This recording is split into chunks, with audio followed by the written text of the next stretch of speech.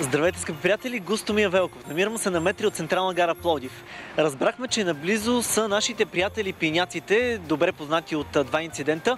Доста сте пили. Не сме пили доста. Той така изглежда. Аз съм пиян. Четирима сме пияни. Верно ли, че сте открадали нещо? Не, бе. Това вино ваше ли? Да. Колко изпихте? Най-малко 30 грама. Една туба вино сте изпили. Не, 30 грама. 37 литра. Да. За колко време? За полчаса. Ние сме пияници. Отиваме за да разговаряме с тях по актуалните теми от последните няколко дни. Как сте? Здравейте! Здравейте, аз съм господар на ефира. Вие сте от господаря на ефира. Да, аз. Да. Познават ли ви хората по улиците така от последните дни? Всеки трети не познава. Всеки трети? Да. Всеки трети. Радват ли ви се хората така? Какви са Да, впечатления? радват се и не снимат по главната, навсякъде по GSM-ите. И ние сме звезди на ефира, казват. Като стана тази катастрофа в това Боливар Руски и като казах, че бум, като парашют, че изчезна и хората пукат се от смяха. Ние пеше идваме той момчето с колелото. Като го прасал един път с колелото и два пъти отгоре е така, като парашют го свали. После с вас се видяхме след един инцидент с една тенджера. Така бяха ви обвинили, че сте крали тази тенджера. Тази Защо ви тенджера трябваше? не е крадната. Просто моя приятел Златан, той късоглед. При това съм чистоглед, момче. Не мога да вижда, той само взима тенджерата да вижда, обаче е на 5 метра от оттатък.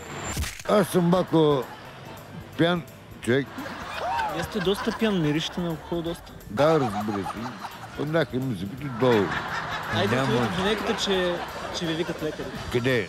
Ние линейка не познаваме. Ето ли, как ще ни познавате линейка? Сега ще се запознаете с линейката, елате да се запознаете. Ако обичаш, стави видите. Моля? Подай видите. Гледате ли господаря на ефира?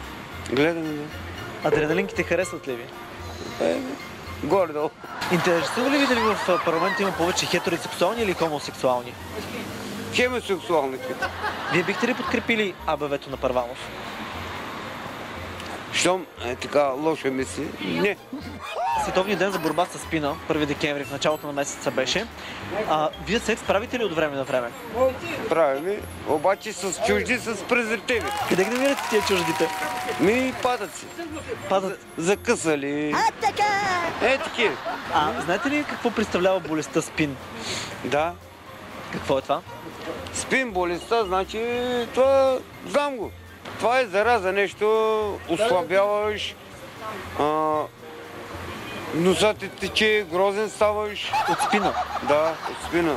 Спина. Грозен ставаш. Грозен ставаш, ослабяваш се, таки едни образи. Сега при вас ще дойдем, бе. Какво мислите за Бойко Борисов? Какво лошо ви е направил на вас? Много лошо прави. Какво? По принцип. Според вас, кое е събитието, с което ще се запомни изминаващата 2010 година? Първанов. Парванов. Да. Що? Защото е гордо настъпва. Виж.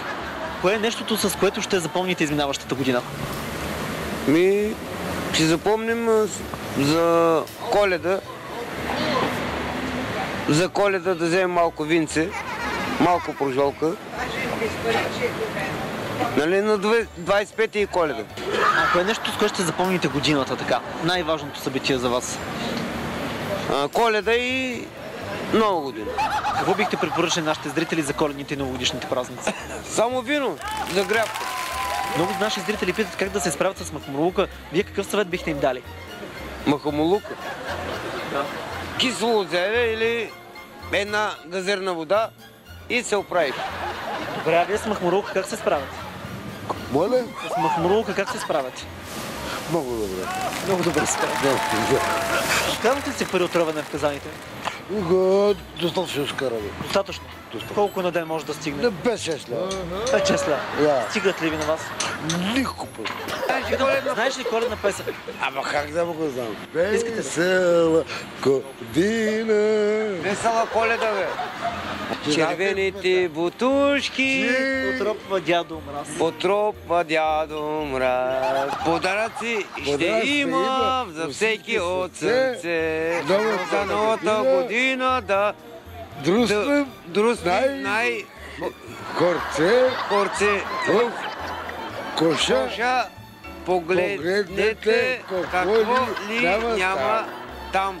Пожелаваме ви весело изкарване на коледните и новогодишните празници. За Господарен ефир от Пловдив, Густо Мия Велков. да се живи здраве.